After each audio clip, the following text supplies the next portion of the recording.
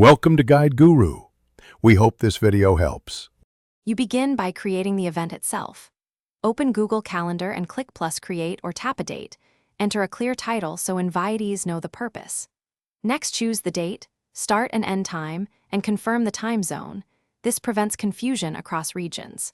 Once the basics are entered, add a location or Google Meet link if needed, and pick the correct calendar if you manage multiple calendars to keep everything organized and visible to others.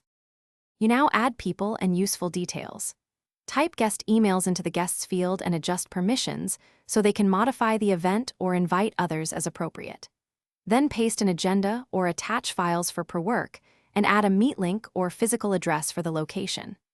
Make sure to set notifications, email or pop-up, and choose a calendar color and visibility setting, because these choices control reminders and who can view event contents across shared calendars. You finish by saving and distributing the invite.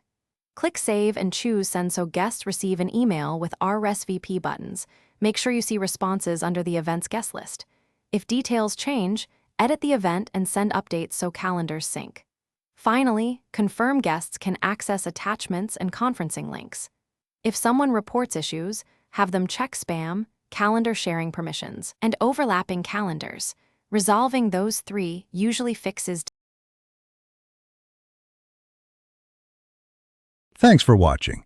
Consider subscribing if we helped you today.